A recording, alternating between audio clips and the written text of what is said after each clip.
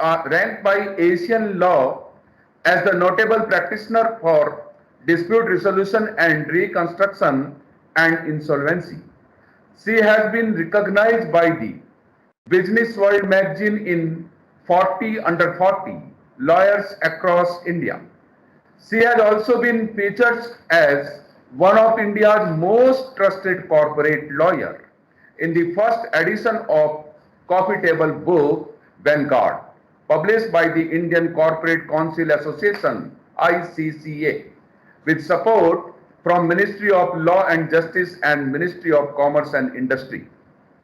She has also been featured in various publications such as Startup City magazine as the Women Entrepreneur of the year 2019.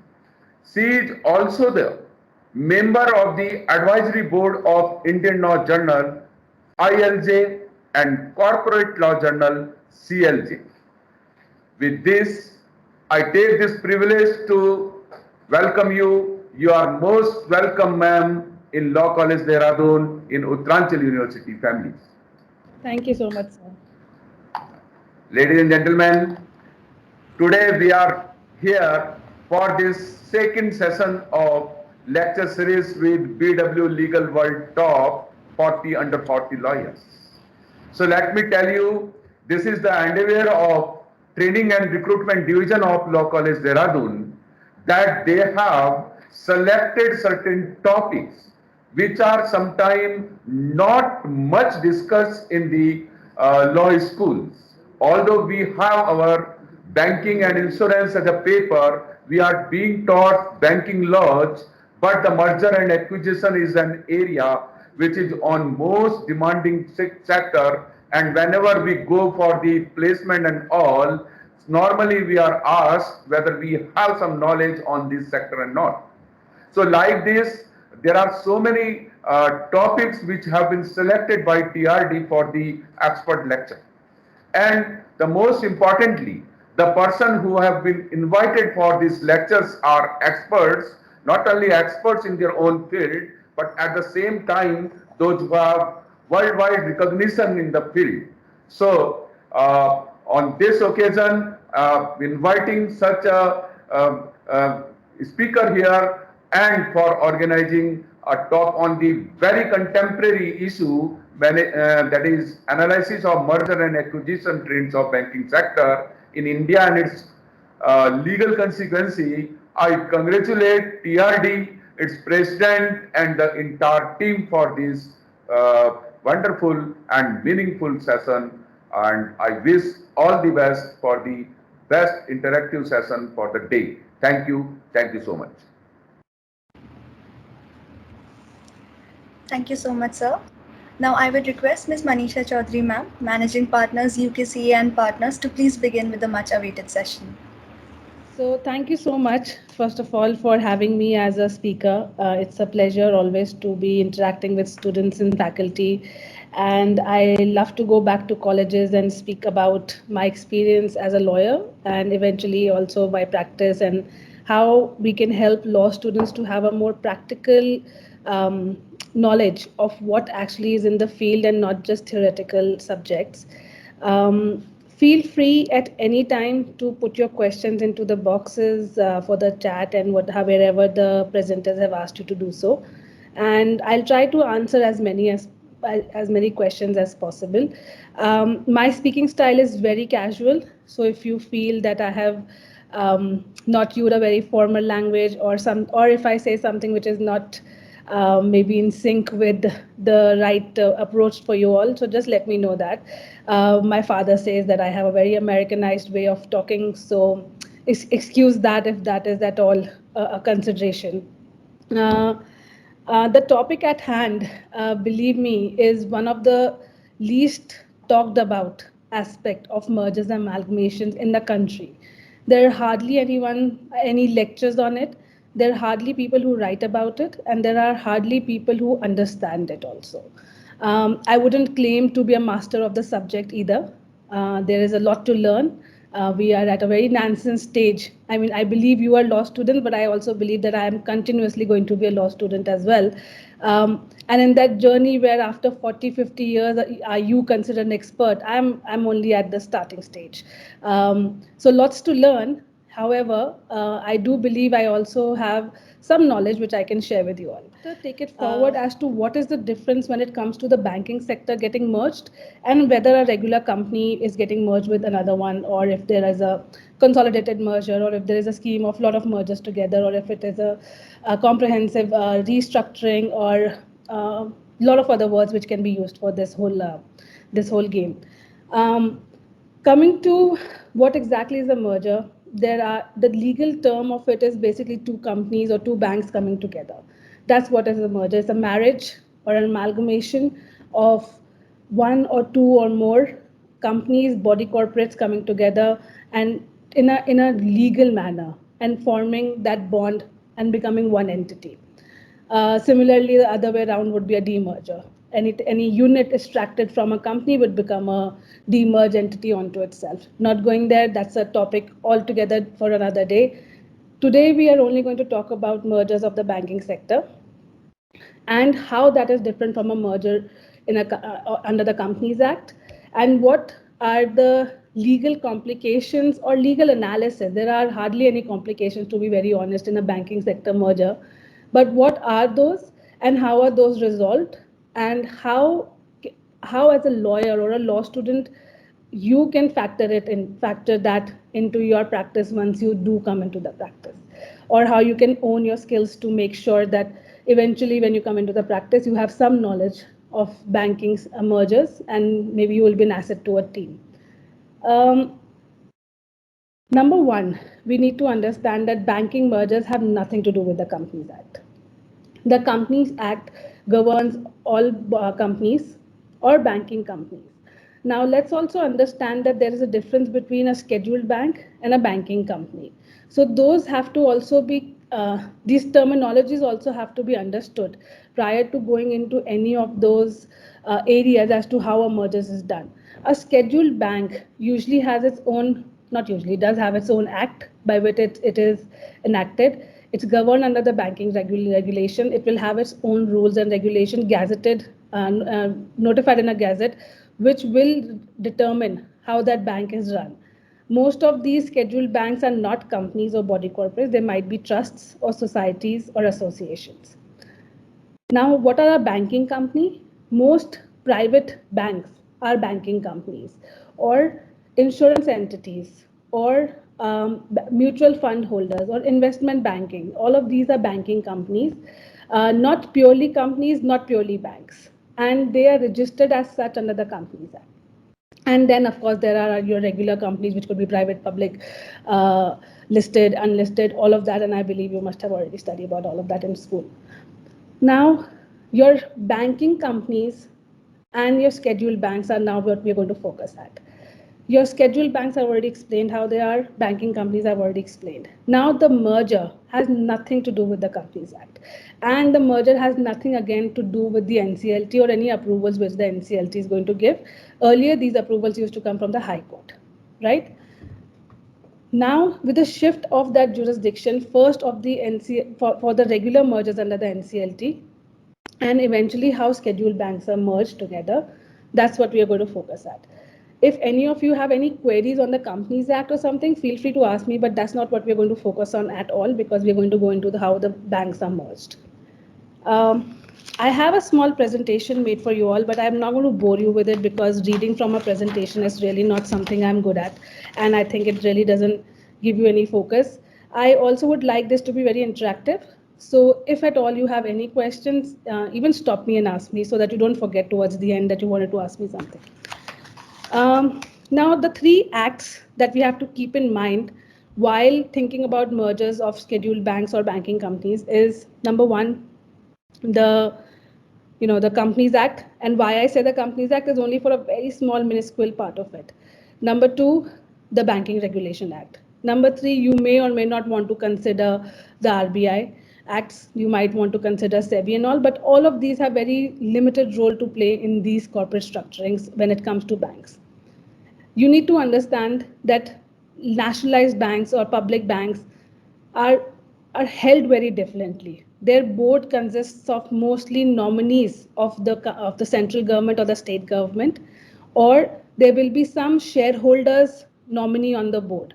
And the board has nothing to do with the entire working of the bank. They're more of supervisors in a company or in a bank than they are actually people who will work. The bank itself will have its own CEO, presidents, vice presidents, all who are government employees to run these nationalized public banks. When it comes to their merger, it's almost a forced merger on all these banks. There are hardly any choices of merging or not merging. They don't have a choice. When the government says you shall merge, and you will listen to the government. And there is hardly any way to stop such a merger unless you take it to the Supreme Court or to the High Court in a writ and show that what sort of impact it may have on a society, and will get on the society as a whole, or on public policy, or it is something which is hiding corruption, things like that. But it has nothing to do with business synergies, or you can't stop it saying that, oh, if you merge X bank with a Y bank, it's not really going to be a good business decision. They don't really care about that opinion, and neither will that opinion float in court. If the government says it's going to go through, it will go through. The only step is to get an RBI approval, and RBI hardly ever stops the central government from doing so. Now, how mergers are, done in a bank? Like I said, it's under the Banking Regulation Act, and that's Section 44A of the Banking Regulation Act, and it states, and it helps the banks to merge, and there's a very small step which is required to be done. Then why I had said that we'll go to the Companies Act is only for the scheme preparation. How most lawyers in a corporate law firm would prepare a scheme of merger and amalgamation for any client, which they will file eventually with the NCLT. Similarly, a scheme is prepared by the bank itself, and that scheme has to be approved by the shareholder of the banks. That scheme's usual structure is very, very similar to how it is under the Companies Act, and most people use that same scheme towards a banking merger as well, banks merger as well. When it comes to preparation of that scheme, there are parts in it. There are a lot of sections in it which you have to form. A lot of them have to do with the commercials. A lot of them have to do with the net profits, the net valuation, who are the shareholder, who are the creditors, all of that. However, in a bank, it really doesn't matter who the creditors or whoever are. The only approval that is needed is from 2/3 of the shareholder. Under the Companies Act, that's 3/4. But again, we're not doing that. So 2/3 of the shareholders of a bank have to approve a scheme, and then it will be presented to the RBI, who 99% approves it. If at all they disapprove it, it will come back to the bank to be reconsidered. They'll reconsider it and send it back. When I say bank, there is also a mechanism for the central government to play a role into this. It's not just the bank who's doing this, it's on the insistence of the central government that these banks are making these decisions of merging themselves. And that is why I say that there's hardly anything that we can do to stop them. Most of it is a good decision in terms of the economic welfare of the country, and to ensure that these banks who own huge amounts of public fund don't fail. Because if they fail, then the central government will have to bail them out, which will be another problem into the economy altogether. So a simple step as the 2/3 majority passing it and the shareholders and then going to the RBI, and that's how a merger of a bank takes place. There is not much that is required in terms of legalese in it. There is hardly any challenge to it. Some challenges do go from in a PIL or in a writ form, but those are usually to do with the fact that whether or not a minority shareholder was properly heard during this scheme being passed in the shareholders' body. Or it might be that this entire merger itself is against public policy. I see there's a hand raised. So yeah, I mean, go ahead, ask your question. Unless that hand raise was my mistake.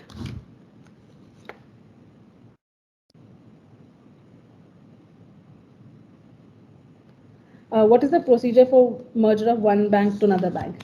Yeah, so we're coming to that. So how it would be that the scheme would be presented to both shareholders' body. Say there's a bank A and there's a bank B and they are both public banks. And the scheme, which will be very similar, and it will say that this bank A is going to merge with bank B, and the scheme will be similar to both of those banks, and they will be presented to both shareholders body in a separate meeting altogether. Each bank will have a 2/3 majority passing that board, the scheme, and that scheme will then be sent to the RBI for approval, and the banks merge. Then their technologies merge, then their bank accounts merge, new bank numbers are given. All of that is procedural, which is post execution. So there would be an appointed date on which it will be considered that the XYZ bank has now become A and B bank instead of A separately and B separately, and that's when the entire process takes place. Right? It is as simple as that. I know it sounds ridiculous that it can be that easy, but it is that easy. It's not as cumbersome as a merger before the NCLT of companies would be. Anything else? Okay. So continuing from there, I mean, stop me at any time. I mean, this was a good question, so it's a good way to go forward for you to actually understand what is going on. So now, just going forward from there, I'll share one of my the screens because it has a lot of numbers and I don't want to bore you with that, so it's rather that we just read it. So just give me 1 second.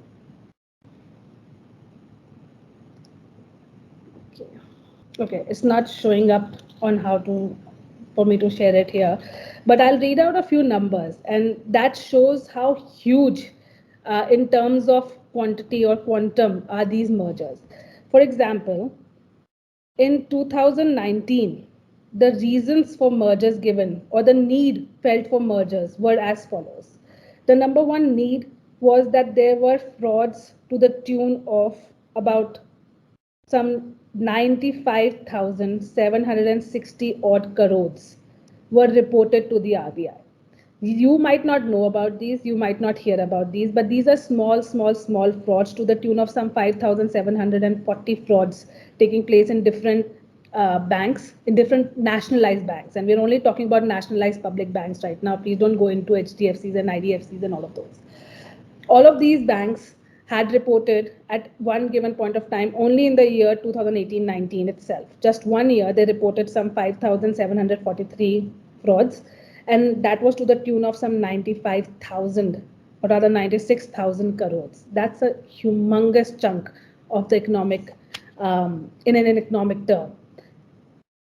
Also the need for public sector banks is felt because 85% of our banks are public sector banks. And that is why to regulate them, to ensure how to control them, to make sure that they are doing things just the way they're supposed to do, that is the need felt for these mergers, to make sure that they're consolidated. A lot of times you must have heard the term Sehkari Bank, cooperative banks, Jain Cooperative Bank, Delhi Sehkari Bank. You will hear things like smaller towns. I mean, I'm very bad at pronunciation, so I'm not going to say the name, but every small village might even have their own cooperative or regional rural banks is what they're referred to as. And those are the banks which are where the money is deposited, but the mechanisms or the control of the RBI or the control of the central government or the state government might not be so evidently possible, or it might just be so overlooked, or they haven't even bothered to look at those banks, so they are creating some sort of an issue in the system. And that is the reason when these banks go a little bigger, they come into the spectrum, they come onto the radar of the government, and they go like, look, we need to do something about this bank, because people will depose their fate into the bank. They will impose that, yes, this is the bank to kharab hota nahi hai, so let's just put our money into the bank. But banks do fail. Lehman Brothers was one of the biggest example of a bank failing, right? So we have to ensure that banks don't fail, so that the government doesn't have to bail out. And I'm not sure if you all know this, even if after a bailout, there's only a certain amount of guaranteed money that you will get back during a bailout. So imagine if you have a crore of rupees, it's not necessary that when the government bails out, they'll give you back your crore. It could just be as limited to as 1 lakh, 2 lakh at the most. So that is the reasons we cannot let our banks fail. And believe me, if a country's huge banks fail, that country is not going to have any economic process. It is going to go down the drain. one of the biggest things that you have heard across the spectrum is, of course, Mr. Nirav Modi, Mr. Vijay Mallya, the Diwan housing fraud. All of these are bank related. And this is one of the biggest reasons why it is important for the government to make sure that banks merge so that there are less number of banks, more money, less NPAs, so that there is not a negative red balance sheet. The balance sheet should remain green in order for the economy to keep progressing the way it has to. There are, India is among the top 10 economies of the world. However, in terms of bad loan ratio, the top is Italy, and I think we are number two when it comes to how many bad loans we have. And this bad loan scenario is not just because we blindly give money. There are too many factors involved. To say that somebody is a fraud is not that it's only culpable to Mr. Nirav Modi. There is a whole chain of people who ended up doing what they did, or what rather doing what they were not supposed to do to ensure that this fraud happened. But the idea of a merger is to make sure that even if such fraud happen, and there is of course this kind of things factored into the balance sheet and into the strategies, even though they are factored in, it still has to be ensured that such things don't happen. But merger is a way to ensure that if the balance sheet is going into the negative, if the NPAs are becoming too much, those mergers can take place, and we can ensure that the banks remain green. How we would say it in corporate jargon. Um, we the term used is usually that the central government forces a bank for merger. I think it's more of a slight nudge given to the bank that you better fall in line, get yourself merged into a bigger bank so that we can ensure that none of you are doing bad. There is also a flip side to that. You, for example, PNB, one of the best doing banks, best banks in the country, and you merge a bank like OBC into it. OBC is not a bank which is doing bad, but it's not also not a bank which is doing great. But it does sometimes affect PNB to do something to make sure that the losses from the OBC can be factored into it, so that it's not flipping not affecting the markets too much. A lot of profit also sometimes is not too good for the banks or for a company in that matter. And a lot of economic reasons go into why the banks are merged, even if there is not really, maybe NPA is not the only reason. And we'll try to come to those step by step as to what are the merits, demerits, legal instances of why banks merge. And we'll also come to the fact that what all factors go into it as to why all banks are merged. And the thing is that all of this is not something which is new. This is something which is really, really old. It's been going on since the 80s, the 90s. The Banking Regulation Act came in the 1970s with a list of banks, and then it shifted to 1980, and they said, oh, we have those banks and these new banks, all of them are scheduled banks. And that is why you will see that the Banking Regulation Act is written as 1970/1980, because they missed some things out in the earlier act. And on paper is with regards to how many public banks there were. The data reads that in August 2019, the government merged about 27 public sector banks and reduced it to 12. The reasons I have already explained in a spectrum as to what those reasons could be, but we'll get into those step by step when we go into those analyzing those banking mergers. There have been, over the years, you must have heard so many banks getting merged. And they're always in the news because it is a humongous amount of merger when it comes to humongous amount of amounts in a merger when it comes to the actual economic value of it. When it, I mean, why we'll just now go to the reasons for why mergers and acquisitions in banks takes place, because rest of these are all numbers which I don't want to bore you with. But just so you know, when IDBI, which is the Industrial Development Bank of India, it merged with its own subsidiary in 2014 to the tune of USD 174 million, which is about 7.6 billion in Indian currency. I mean, imagine, I don't even know how many zeros go into a billion. So that's a humongous amount of money in 2004. Today we are in 2021. Similarly, there was a bank called Centurion. I don't know how many of you will know that bank now, but there used to be a bank Centurion in the year 2005. That is when I started law school. And they merged into the Bank of Punjab, and and this is not PNB, but that's Punjab National Bank. This is Bank of Punjab, and they created Centurion Bank of Punjab with about 235 branches, and that used to be a huge thing at that time. And I know for a fact that one of the only banks which had so many branches across the country was HDFC at that time, because HDFC was in an expansion phase and they had ATMs and bank branches in almost every city, every place, and that's what they used to even advertise at that time. And when Bank Centurion Bank merged into Bank of Punjab, that was to the tune of 3.6 billion in Indian currency, and that's a huge, huge amount of money going back going back about 15 years, right? So think of it in those terms. Today, this 3.6 billion might even be like about 10 billion or 12 billion in money terms. Again, the idea is to make sure that there are not too many banks cropping up in smaller towns or in villages or cooperative banks which are not really functioning properly. So make sure that they have a lot of money which is deposited with them and that goes into a bigger bank. Now actually coming to why banks merge. Now that's what we'll go by step. Somebody wrote bad loans equals which banks cannot recover from their account holders. It is 100% not recoverable. Yes. Are you asking this as a question or are you just stating that? And you said non-performing NPA is a non-performing asset, means which banks does not earn any income. All right, your non-performing asset might turn into your bad loan.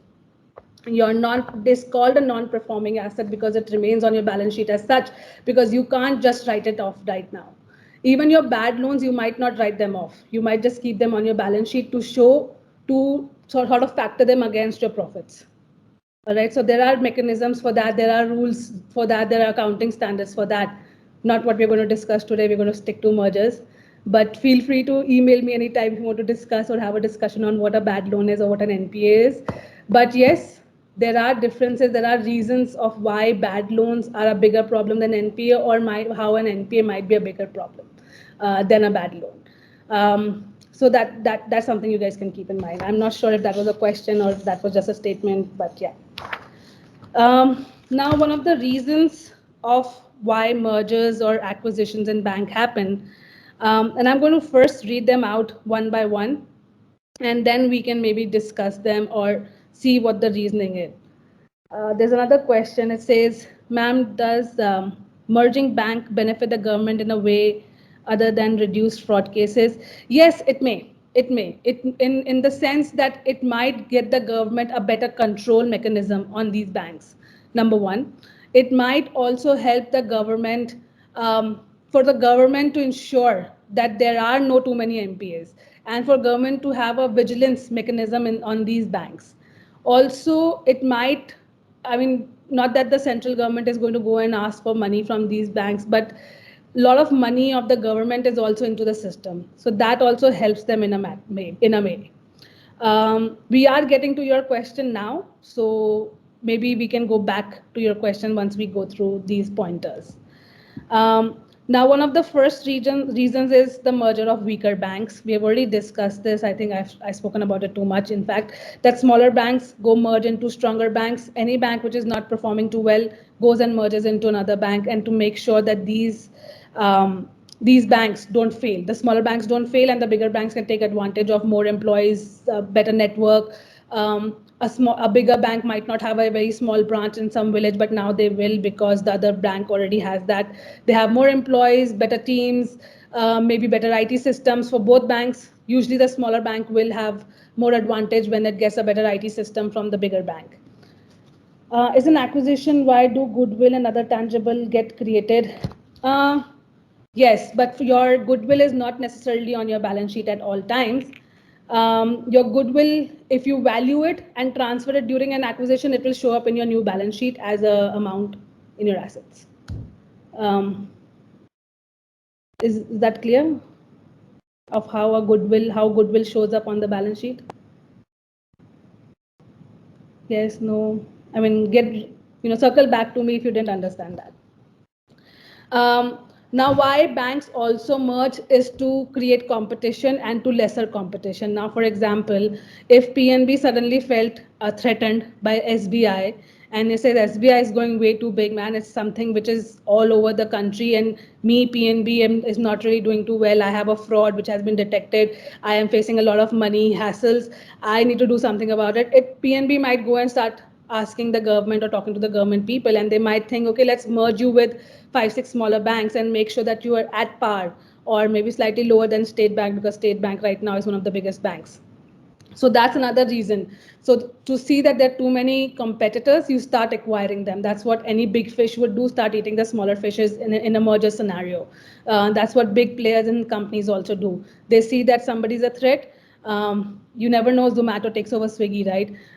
Though they're right now parallelly running, but it wouldn't matter for Zomato to actually pick up Swiggy, or for Zomato to merge with, or rather VFast to merge into Swiggy or into Zomato, because VFast could be the courier guys for Zomato. So that's the kind of synergies that can be created, and banks would do the same, that a small Sehkari bank or a small cooperative bank or a small minorities bank can be merged into a bigger bank, just to make sure that they have more people adding in, and it just becomes a bigger fish altogether. Economies of scales, again, we already discussed this. The more people, the more money, the more resources, the more IT systems, the more branches, more ATMs, all of this helps. And when you run a bigger organization in economic terms, in microeconomics, I don't remember, but economies of scales are achieved when you have bigger things, right? So that is also something that is to be considered during the reasons of why mergers takes place. Skill and talent also sort of ties back into the same thing. Technology and product also ties back into the same thing. Positive synergies, good banks meeting good banks and making great banks. That's about it. That's what it means when it comes to positive synergies.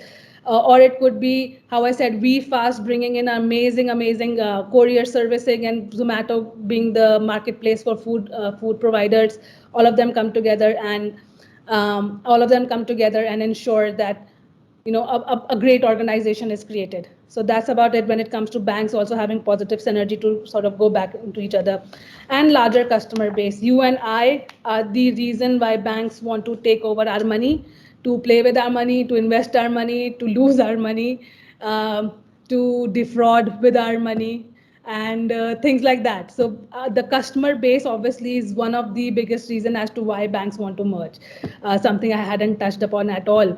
But your money put into the bank is the biggest asset the bank could have, or the biggest liability the bank could have on its balance sheet. But that's what it plays at. The more money it has, the more products it can have. The more products it has, the more profits it can have.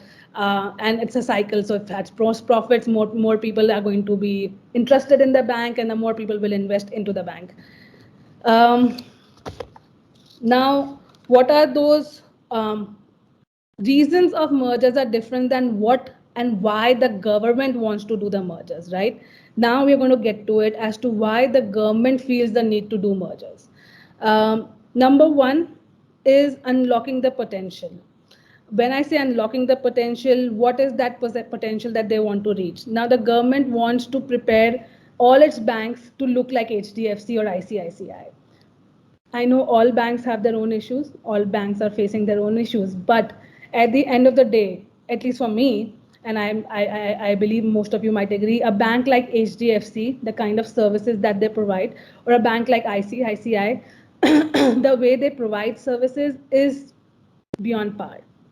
They are excellent when it comes to customer service. It's excellent when it comes to net banking. It's excellent when it comes to issuance of cards. It's excellent when it comes to issuance of a loan. For the paperwork, it almost seems as if they are, doing me a favor when they give me a loan. However, the whole side flips when it comes to the nationalized bank. I don't deal with nationalized bank for my own banking. I feel that they don't listen. They don't give me that kind of that kind of service, that kind of interest. They don't work like a private bank. They don't work at the same par as a private bank. And of course, I think that's not something which is new. That's something which has been going on for years. One of the biggest reasons why the government wants to do is that they want to make sure that the nationalized banks are at par with these big international banks or big private banks to make next generation banks. That's what they want to do when they want to consolidate banks into each other and make sure that a biggest possible, best possible bank can be made for nationalized so that people can repose their faith into it, to make sure that, look, this SBI is also giving me the same services than HDFC. And you will then go to SBI because there is an inherent belief in your own government, irrespective of your political views, right? So you do always believe that something which is backed by the government is something which is going to be there for eons and years for to come. Whereas HDFC is today, tomorrow you don't know. Though there's a different story that HDFC is a bank too big to fail and they have that backing from the government as well. But just as a mentality is what I'm talking about, not on the legal or the economic terms of it. Again, the idea is to become a $5 trillion economy. I don't know how we are getting there. Seeing that COVID is hitting us and that we are facing a lot of economic backlash in all sectors of the country, in all issues. But that aside, the aim is to become a superpower almost, at least in terms of economic development, and to reposition your PSU banks, the public sector banks, into that is what the government wants to do. And the idea is don't have too many small nationalized bank. Have a big major superpower sort of a bank which gives competition to these HDFCs and ICICIs and Kotak Mahindras, so that make sure that your nationalized bank also reaches to that power. And that is one of the biggest thing in the government, at least the present government's mind, to make sure that our nationalized banks also have the same infrastructure, the same mentality, the same customer service, the same corpus money wise as these bigger banks or these private banks hold. And that is one of the biggest reasons that they have been merging banks into each other.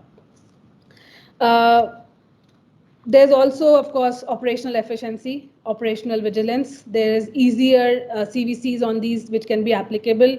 Um, so all of this goes into it, but also it gives a lot of corpus to these banks to probably increases their risk appetite. How much they can then lend out to people, to industrialists, to general population, to people who are looking for housing, to real estate players. I mean, it could be anyone. And this is how these banks will get to have that kind of corpus to send out. And like I said, once they merge, they have the more money they have, the more resources they have, the more products they are going to have. By products, I mean, like mutual funds, life insurances, those unit-linked plans, what are those unit other plans. I mean, I'm missing the terminology of here, but these are one things. But then there could also be credit cards. There could be debit cards given to everybody who ever opens an account. All of this helps the banks. And I do sound draconian, but believe me that till about 15 years ago, all of this was fancy. For you all, it might seem like everybody gets a debit card. But no, everybody didn't get a debit card as soon as they opened a bank account. It wasn't like that. It's only over the years that has happened, and it's actually happened in the last 10, 12 years that banking has become so increasingly easy and so increasingly accessible to everyone. And that is a reason why banks, that is a consequence of the mergers of these banks. How do we value a company? I don't know. How value of a company is actually done by a chartered accountant. I don't claim to be one, but I have some accountancy as my background. Valuation of companies are based on a lot of things. It's based on discounted cash flow. It could be based on projections. It could be based on past performances. It could be based on turnover. It could be based on profits.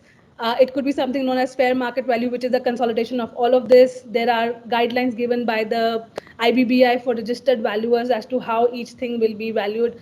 That's how you value a company. But how you do the math, don't ask me, I don't know. And I don't want to know also, it's very difficult.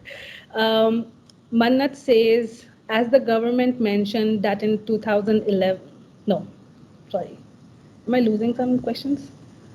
Okay, how an independent practicing lawyer can get work related to M&A. The amount of work which related to M&A, it is depth knowledge of calculation of enclosure of books of account, calculation, minority interest, which we don't read in our syllabus. Yes, unfortunately, Ion. I'm sorry if I'm ruining your name. Sounds like a very pretty name. Yes, unfortunately, it's a big lacuna in the educational system when it comes to law that none of us are taught this. I gained my knowledge of M&A and private equity and capital markets and all of this in depth because I took clinical courses in Cornell. And I worked with my professors who were in turn partners at big law firms in New York. And they are the ones who taught us mergers. We worked on actual mergers. We worked on international mergers and in America, domestic mergers. And most places, mergers, at least the 80% of it is very similar. And the partners, of course, because they've done international mergers, they knew how India works. I knew from the background that how Indian mergers work. So that is how I picked up my initial knowledge of it. And then, of course, in practice, I kept building up on that. Again, math is not something lawyers have to worry about when it comes to a big merger or even a small merger you will have on your team, even if you're a single lawyer preparing a scheme. And believe me, there are individual lawyers who work in M&A and there is no harm or foul or unfair play on that. They might do smaller mergers, but they do it, but they always have a CS or a CA working with them and helping them. The company internally will also help you with a lot of the math on it or the calculation, the Indian accounting standards or the GAAP. All of this will be sorted for you. As a lawyer, your duty as a lawyer during a merger is to make sure that the negotiations are flawless, if there are negotiations, because a lot of companies just do it themselves, especially startups and everything. However, you should make sure that the negotiations are flawless. The agreements, pre-merger agreements, are amazingly drawn. Your scheme has to go through flawlessly, and the NCLT approves it. And then, of course, execution if you are entitled to do so in your retainer with the company. If you do that, that makes you a good lawyer, and that you will learn on the job. It's not something which is taught in schools, law schools. It's not something that is even taught in the best of the law schools, if you count those like that. Like I told you, I learned it in a certain way. It takes a while to learn all of this. I am still learning. There are things I learn every day at a negotiation. There are things that I learn every day in court. That's how the profession is. I mean, eventually you only become an expert after 30 years of it, right? So just you'll all have to do the same. What makes private banks more reliable and better in terms of management? Could there be anything done to make our public banks? Yes, a lot. But I have a different thinking. I do think that public banks have more faith. In fact, if you go back to our parents, my parents' generation, because they're probably older than your parents, or your parents, in fact, they will have more faith in public sector banks. They will have less faith in private banks. However, the younger generation, and especially millennials and zennials, the way we are, the way we think, or even generation, the Y or Z, whatever, Y, the one before millennials, all of us have a thing that we want everything quick and fast. And that is what the private banks play at. These are managements which are from, they're all MBAs, they're all from maybe the best MBA schools around the world, and they know how to run corporations, maybe not banks, but they know how to run corporations, and they are bringing that sort of talent into a private bank and doing that. Unfortunately, the private banks are still run by babus. Our babus are IAS officers, but they are not trained the way a person who might be trained in Hong Kong or in New York or in London, Dubai, any of these financial capitals. So that is where the problem is between a private sector bank and a public sector bank. Our babus need to be better trained. That's about it. They need to be told that you have to, those IAS officers who are sitting in the banks, they have to be more, their training system has to change. Their mentality towards the job has to change. The kind of products public banks give has to change. That will probably take people back to it instead of keeping them in the private sector. How could mergers of bank benefit for people? Could it support the financial inclusion of ground level through people? Okay, yeah. Yes, I do think it helps people only because the bigger the bank grows, the more facilities it could offer. Uh, at ground level, it might really not make a very big difference. Maybe in a village or in a smaller town, it's of no consequence if SBI is thousands of dollars worth, billions of dollars worth, or if it is not. For them, the simple system is that their passbook should be complete. They should get a debit card, the ATM should work, and the cash should come out and cash should go in.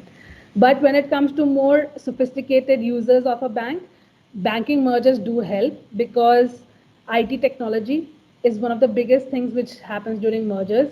And I've seen that firsthand during OBC merging with PNB of how the IFSI codes changed, and that helped the general public get a faster mechanism to do so. OBC wasn't giving them that kind of facilities which PNB was eventually giving them. Uh, Also something simple as giving them more maybe more leverage of taking out how much cash you can take out, apart from the RBI guidelines and limits. But there are different banks have different limits, so once a bank has too much cash reserves, they might be open to their people taking out more money. uh, Again, more home loans can go out, more smaller business loans can go out.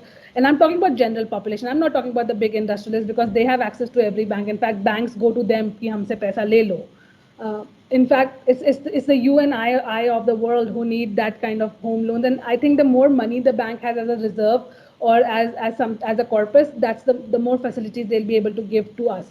So a merger of public sector banks or even a private sector bank usually just helps in those terms. Just more facilities, I believe. Uh, Another question is that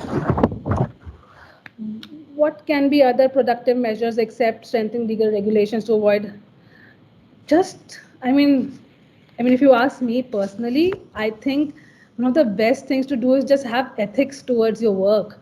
When I'll give an example of what happened in one of our clients case.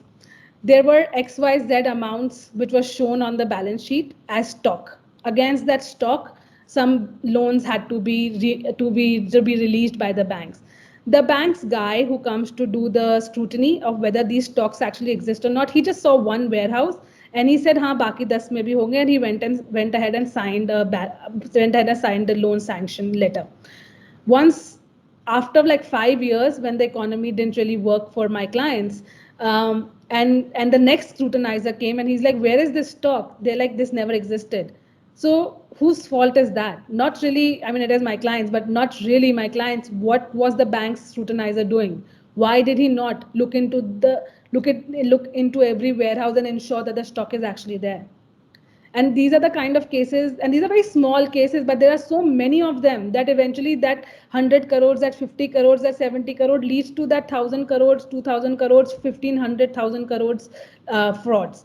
And ethics play a big role. I mean, if people don't do their jobs with their heart, then nothing can really stop it. I mean, all regulations are there, all guidelines are there. RBI is doing checks every time on these banks. Banks internally have all these mechanisms. But if at the ground level a person doesn't do their job, what can I say? It's the same way as saying, I mean, you can have all the police force in the world, but there's still going to be a rape because nobody bothered to help the woman who was there, you know? So that those are the kind of things as human beings we need to be more interested in our job, more ethical in our job, make sure that if even if it's a small job, we get it, we do it with utmost humility and utmost with absolute ethics. And that's something that we are completely missing as a society, at least most of us. And if we play into that, maybe we'll be able to do better as a society, and these kind of things won't happen. I don't And I'm not saying that frauds don't happen abroad, they do, but not such things, not things like you were given a job and you didn't do it because you were too tired or it was too hot or you didn't want to go into 11 warehouses and make sure that the stock is actually there or not. So those are some of the things which we have to change. Maybe better training also is needed to train these government or these private sector. I mean, and believe me, private sector banks don't do this. They're very careful about their money and the way they send out their loans and who they give the loans. In fact, HDFC is known to not give loans to people. They hardly have any NPAs because they're so strict about giving out their loans. ICICI was similar, but then they relaxed the way they were working, and we've seen what is happening. So it's a lot of human factor goes into these things. You may have things on paper, but if they're not implemented, what can anyone do? I think that's more or less on it. I had a beautiful slide to show what all banks merged into what all banks, but I'll just give you a few examples of what has happened in the recent years as to who all has merged with who all. So there was Andhra Bank, Corporation Bank, which merged with Union Bank. And then there was OBC, which is Oriental Bank of Commerce, which went into United Bank. And then they merged into the Punjab National Bank. That's the one which I was talking about. There was Syndicate Bank, which merged into Canara Bank. And Canara Bank used to be a very small branch, a very small bank when I was a child. And it has over the years become so big because it has done a lot of mergers in the past. And Allahabad Bank merged into the Indian Bank. And all of these 3-4 mergers took place in 2020. I think 1st of April 2020 they were deemed to have merged into each other. Then there was Dina Bank and I think Vijaya Bank, which went into BOB, which is the Bank of Baroda, in the year 2019. Bank of Baroda right now is one of the biggest banks, and they are the ones who are doing a lot of insolvency litigation. So if any of you is into that, that's something that you want to look into. As a financial creditor, Bank of Baroda has brought in a lot of cases. One thing which I completely missed out is that a lot of times a bank might pick up a bad bank for its NPAs because it wants to do business on those NPAs. So that's also a consideration during a merger, that a bad bank is picked up to merge into a good bank to bank on those NPAs. So that's a business strategy where they might want to recover some amount of money from it, or to sell it off to an ARC or to sell it off to another bank. But these are also things. You sell your NPAs to somebody else to take care of it, and then you clean your balance sheet. So those are also considerations of mergers. With these kind of mergers, now I'll just give you some numbers as to who became what. Punjab National Bank became the second largest bank in the country with these mergers, with a size of about INR 17.94 lakh crores. Whereas SBI as on date is 52 lakh crores. Canara Bank became the 4th largest public bank. Union Bank became the 5th largest public bank. And right now, in terms of NPAs, Canara Bank has an NPA ratio of about 8.77%. Union Bank has a NPA ratio of about 6.85%. And I think Indian Bank became the 7th largest public sector bank with a net ratio of about 3.75. So those are just numbers. I don't know if they're of any interest to you, but these are huge mergers which have taken place like this because the government wanted to do so. And believe me, a regular company's merger is anywhere between 6 months. Just the passing of the scheme is 6 months to 12 months. And with COVID, it's getting delayed a little bit more. But these banks get to do what they get to do when the central government says so. And RBI usually doesn't create any issues unless it sees that something entirely off the books is happening. I already told you that it's the central government exercises its power under the Banking Regulation Act, and that's Section 9. So you might want to read that. And Section 44A of the Banking Regulation Act allows all these things to happen. I think the e-Gazette has all these notifications of mergers which go in. There is no order passed by the RBI or the central government, but there is a notification which comes out that so-and-so bank has merged with so-and-so bank, and then they put it on the Gazette, and from that day forward, say from the 1st of April or from an effective date or an appointed date that they might give, that those banks stand merged. It really doesn't mean that automatically the boards might come down or that the IT system might change, but it takes a while. It takes over a period of time, maybe in a year or two, for the actual execution to take place, and that is factored into the schemes or into the agreements or into the knowledge of those employees and everybody. So that all is part of what you say, what can be done in terms of the mergers. Um, Again, synergies are a reason. Somebody asked me, what do customer get? Like I said, a lot of facilities, better corpus, everything, but you also get ATM services, because that was a factor that I used when I wanted to have a bank account and I went to HDFC so that I can have ATM near my college. So that's a reason why people choose banks, but those are the reasons why what helps other people as well. Somebody has put, what is an alternative to mergers? An alternative to merger is an asset purchase or a share purchase, but people don't do it because it's not really tax efficient, and it's really not something which helps you or anybody else. An asset purchase is outright not really a very easy thing to do, or it might just involve a lot of more headaches because you're trying to figure out the balance sheet and everything. Also, if you do an asset purchase, what happens to the liabilities? There are times when people only buy over liabilities of a company also, but that's a whole different ball game altogether. So yeah, there are alternatives to a merger, but mergers are de jure, so it just goes through and it's much easier, and it really is more tax efficient and it's more business efficient as well. It's a synergy which is coming together. Alternates are there, yes, there are, but nobody wants to do those alternates. Yeah, I mean, this is more or less of what it is.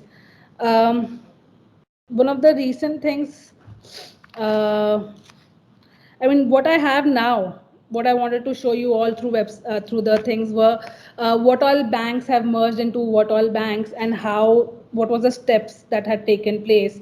But honestly, it's something which is available on the net. It's available in the news. I don't want to bore you through that. You can go and see who merged with who and the process is almost the same for everyone. Sometimes 5 banks merge, sometimes 1 banks merge, sometimes 13 banks merge. So that's how over a period of time these banks become huge and bigger. And one of the biggest reason is control mechanisms to make sure that the control takes place. I have data. Is somebody saying something? Sorry to interrupt you, ma'am. Running short on time. No, ma'am, you may please continue with this session. We'll take the question answer session after the first half of this session. All right. I'm almost through on this anyways. The legal implications of what these mergers bring in. Now, like I said, there is not too much that goes into these mergers.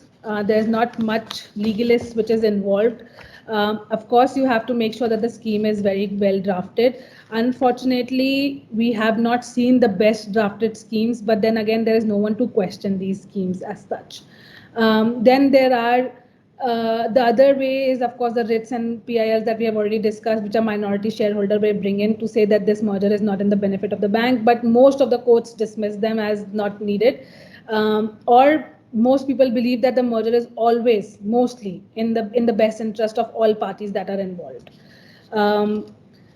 The legal implications of a merger could be operational efficiency and reduced number of boards. When we say reduced number of boards is how many board of directors each of these bank needs. And once they merge, it's only one single board of directors. So again, they're all mostly government employees and nominees.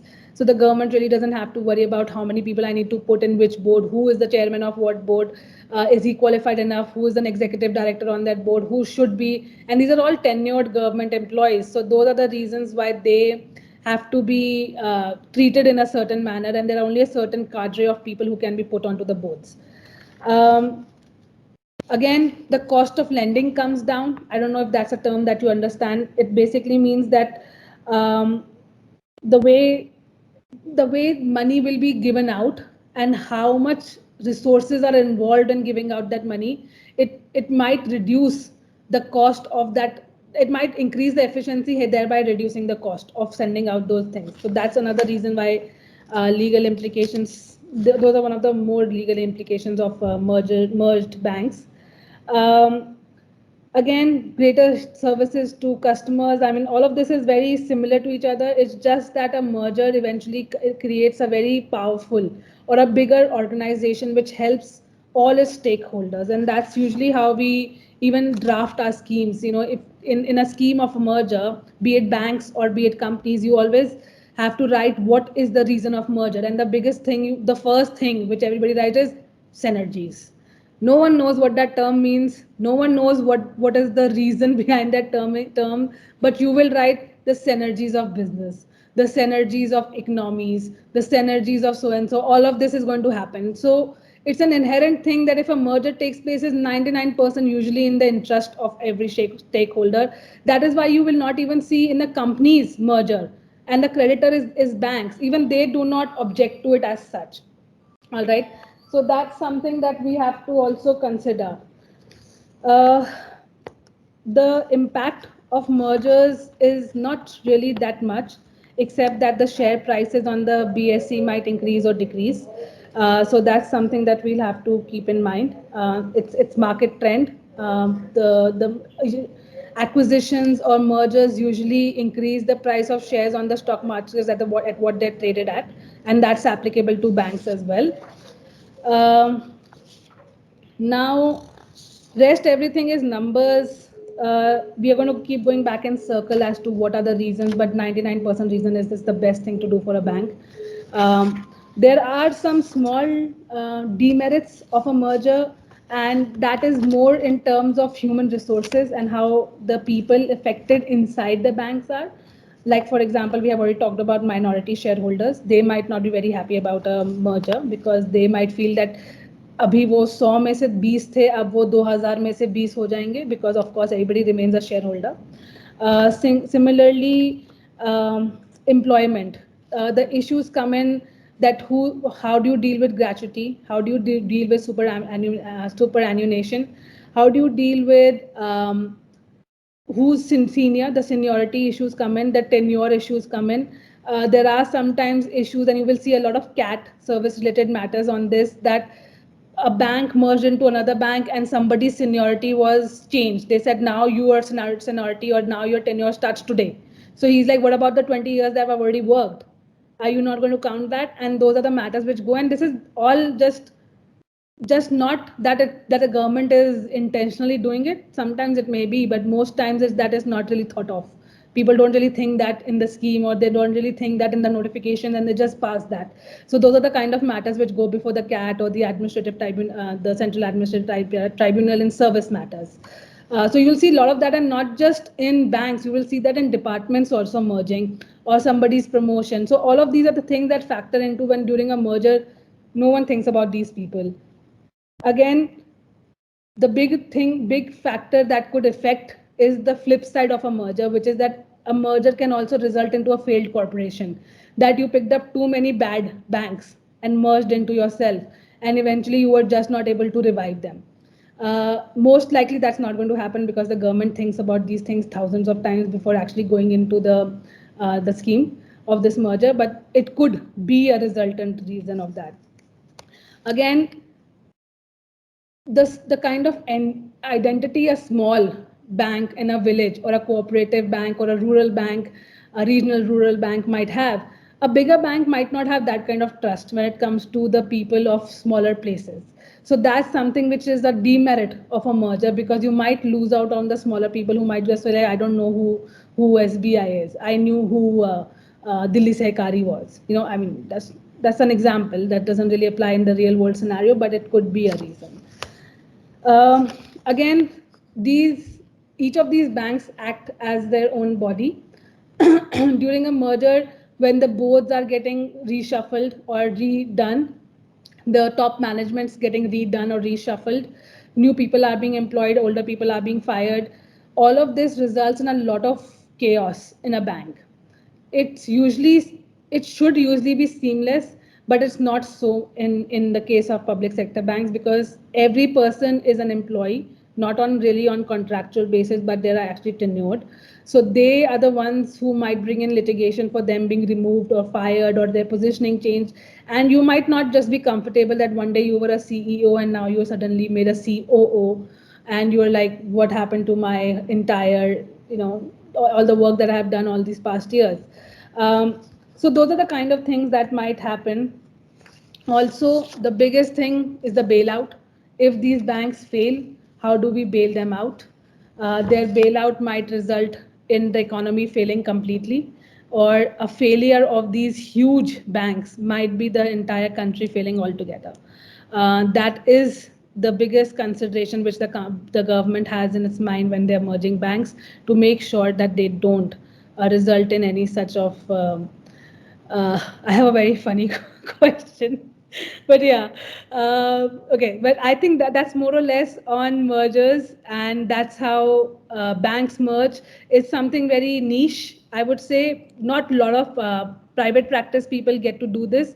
It's mostly done by internal teams at banks, or or panel lawyers. They are the ones who usually work on these matters, and with maybe may or may not outside help. Sometimes outside help is taken. I know for a fact that Vijaya Bank, while merging with Bank of Baroda, had a tender taken out for people. So SBI's merger had tenders taken out for teams to be appointed from bigger law firms. So it's all a very comprehensive, cohesive environment when it comes to law. You have too many opportunities. And the question is, how much fees does a managing partner charge? It really depends on the merger. So I'm not going to tell you my fees, but feel free to tell me what you have decided when you will become a managing partner, and let me know. And it also says insolvency again, completely different things. Insolvency is very different, but yes. Anything that I can help you with, guys, and feel free to ask me. And however the presenters want to take this forward, I think I've taken too much time. I think I was told 30 minutes, and I've just talked your ears off.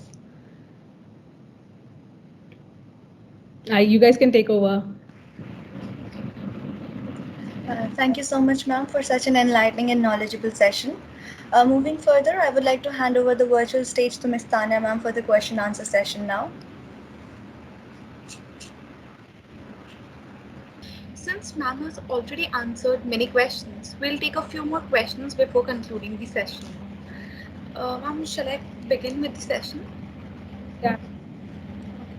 So, someone has asked, do mergers or acquisition of companies and banks really improve the competitive position in the market after completing the integration? Yeah. Something I completely forgot to tell you all is that Competition Act does not apply on banking mergers. So that's something that we can't take into consideration when banks merge. But yes, in a competitive scenario, mergers and acquisitions work for both sides, but more so in a positive when it comes to competition. The idea is not to create a monopoly, or to create an oligarchy on the top. The idea is to make sure that more startups can come up, or more smaller entities are given the opportunity to exist, eventually sell off as entrepreneurs or whatever, to merge into bigger entities. And mergers does not really kill the identity of the business. It just makes it a part of a bigger business. Um, so yes, I do agree with you when it comes to giants like Amazon, or Reliance, or Walmart, and you know how humongous they are. Even they are creating a sort of competition on their level. Amazon is in direct competition with Flipkart. You may not agree so, but if you and I may use Amazon because we are more urbanized. But if you go to smaller towns, there are people who don't know what the hell Amazon is. There are people who don't trust Amazon. They're like, Amazon is a foreign country. I don't know. They'll run away with my money. So you have to feature in not just the urban population, but also the rural population, or the small town population who believes in Indian companies, and they would only go for Flipkart and order stuff from Flipkart. Again, competition is something which is not just not just judged by the fact that mergers are taking place or not. Mergers don't kill it, that's for sure. However, that is the reason why the whole Competition Act and the whole Competition Commission was brought in, to make sure that a merger is not too big, in the sense that it doesn't create a monopoly. But not every merger creates a monopoly. There are some businesses which have to be consolidated. But yes, the Googles of the world, the Amazon, the Apples, these are too big corporations, and there is really no competition to them. But those who give competition to them, if they merge, now if tomorrow Flipkart and Amazon merges, that is something the Competition Commission has to look into. because that will create a giant which nobody has any weapons against. So that will create a monopoly which will affect the competition market, and that is something that we look into. Otherwise, smaller ones are always boosting the economy and rerouting the money. Thank you, ma'am. Another question: Is merger and is merger and acquisition a good technique to reduce the cost for the banking industry? Could be, but could not be. Could be in the sense that economies of scale, how we discussed, that it could be something which has really helped the economy, and something which is really, which has achieved economies and really helps that the more you produce, the lesser the cost goes. So similarly, the more no, the more money you have in the banking system or in the bank, the more you can give out and the more will come in. So that's a synergy that can be created in economies. But it could be the other way around also, that too many people, you just have to feed too many mouths. But usually it's economies of scales that actually play on a bigger level. On a smaller level, it might not play out. Okay, thank you, ma'am. Another question, ma'am: What is the biggest challenge in the field, and how do you plan to face it? Me, how I plan to face it, I plan to face it by studying every day. Every day I open in shorts because I don't have too much time, and I look into the business news and make sure I'm very up to date on what is going on.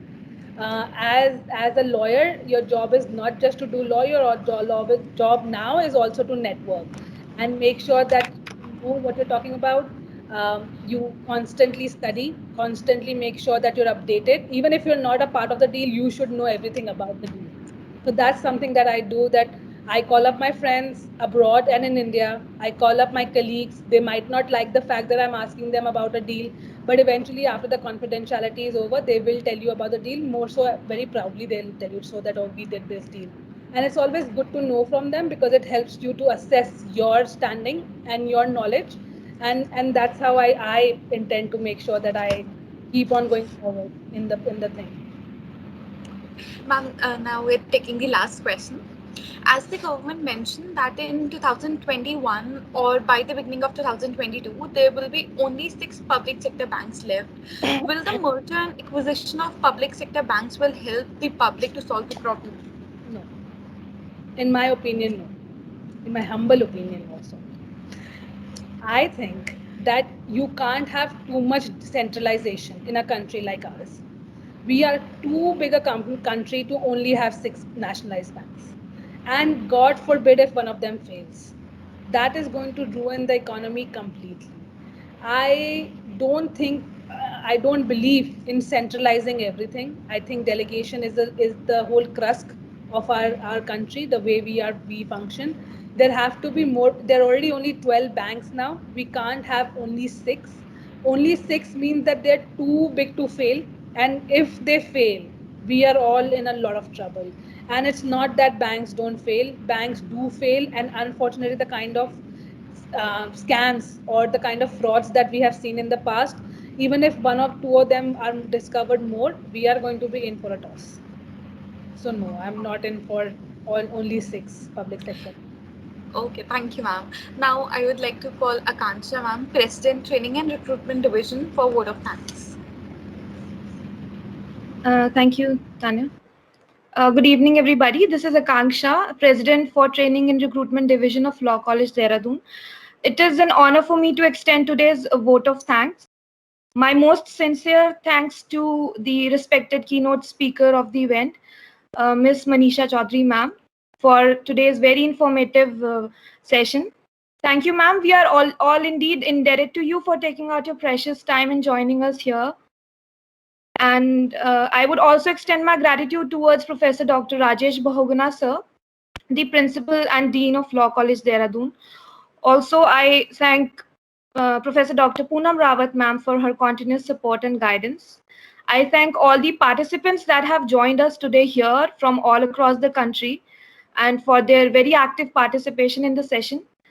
Last but not the least, I thank all the members of Training and Recruitment Division of Law College, Dehradun, for organizing today's event, which was a successful one.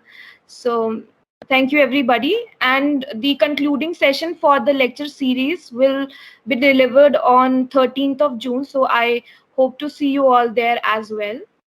Thank you very much, ma'am. And with your kind permission, shall we now end the meeting, ma'am?